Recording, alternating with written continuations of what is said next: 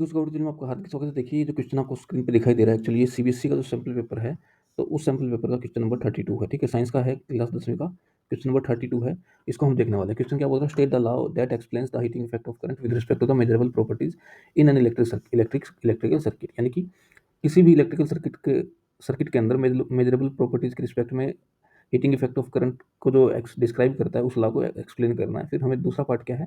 हमें ऐसे फैक्टर्स की लिस्ट बनानी है जिन पर रेजिस्टेंस डिपेंड करता है किसी कंडक्टर का। ओके, तो पार्ट नंबर 1 स्टार्ट करते हैं। सॉल्यूशन 1। तो देखिए, द लॉ, वो law which deals with heating effect of current. मैं आपको एक ऐसा, इतनी सिंपल लैंग्वेज में ही आपको लिखना है, ज़्यादा आपको हाई फाई लिखने की जरूरत नहीं है। Heating effect of current is joules law, is joules law. तो जूल्स लॉ है, ठीक है, जूल्स लॉ, बस जूल्स लॉ को आपको स्टेट करना है। तो जूल्स लॉ क्या कहता है? जूल्स लॉ कहता है the current, the heat produced produced in a wire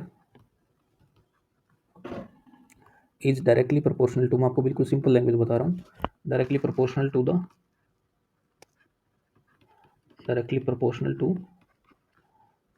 square of current flowing through it. उसके अंदर से कितना करंट फ्लो कर रहा है, उसके स्क्वायर के प्रोपोर्शनल होगा, डायरेक्टली प्रोपोर्शनल होगा उसके रेजिस्टेंस के, एंड डायरेक्टली प्रोपोर्शनल होगा time for which current is flowing. यानी कि तीन फैक्टर्स हैं। बिल्कुल सिंपल लैंग्वेज में मैंने लिखा है, मैं दोबारा आपको बता दे रहा हूँ। तो देखिए, हमें बोर्ड के एग्जाम में इस तरीके से लिखना, the law which deal with the heating effect of current is called joules law. पहले तो हमने बताया कि जो हीटिंग इफेक्ट ऑफ करंट से लॉ को डील करता है उसे जूल्स लॉ बोलते हैं।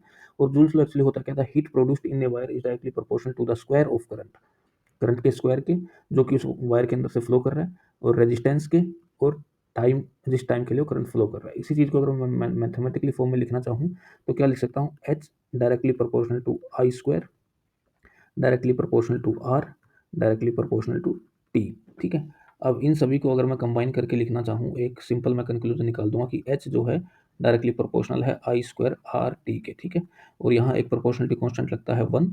तो ये हमारा जूल्स लॉ हमें जो फार्मूला देकर गया, ये फार्मूला हमें देकर चला गया जूल्स लॉ। तो ये हमें बताना था। दूसरा क्या है? हमें बताना था कि किसी वायर का रेजिस्टेंस किन किन फैक्टर्स पे डिपेंड करता है। ठीक है, किसी कंडक्टर का रेजिस्टेंस किन किन फैक्टर पे डिपेंड करता है। ठीक है, तो यहाँ से भी निकाल सकते हैं, नहीं तो मैं दो आपको मेथड बता रहा हूँ। तो देखिए, आपको एक फॉर्मूला पता है, R is equal to rho L by A. ठीक है, resistance is equal to rho L by A. तो रेजिस्टेंस किस पे डिपेंड कर रहा है? लेंथ पे डिपेंड कर रहा है, क्रॉस सेक्शनल एरिया पे डिपेंड कर रहा है। तो रेजिस्टेंस डिपेंड्स ऑन, आप लिख सकते हैं, रेजिस्टेंस एक्चुअली होता है, रेजिस्टेंस होता है कि करंट के रास्ते में कितनी रुकावट है। ठीक है, blockage in the path of current flowing is known as resistance. Resistance की SI यूनिट ओम होती है। तो रेजिस्टेंस डिपेंड्स ऑन, पहला point, length of conductor, length of wire लिख सकते हैं, लेंथ ऑफ कंडक्टर लिख सकते हैं, आपकी मर्जी है। और देखिए, स्टेप बाय स्टेप लिखिए, ज़्यादा आपको कहानी लिखने की जरूरत नहीं है सीबीएसई के एग्जाम में। दूसरा, क्रॉस सेक्शनल एरिया पे डिपेंड करती है। तीसरा किस चीज़ पे डिपेंड करती है?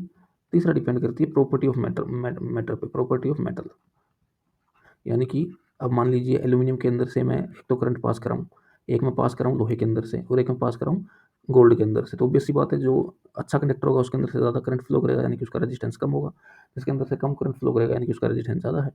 ठीक है, तो यहाँ से हम ये कंक्लूजन निकाल सकते हैं, और एक दो कंक्लूजन हम यहाँ से भी निकालना चाहें तो निकाल सकते हैं। बेसिकली हमें यही इसमें लिखना था। 1 नंबर का क्वेश्चन है, तो इससे बड़ा लिखने का आपको जरूरत भी नहीं है। ठीक है, तो एक्चुअली 3 नंबर का पूरा क्वेश्चन था, जिसमें 2 नंबर का पहला पार्ट था, 1 नंबर का दूसरा पार्ट था।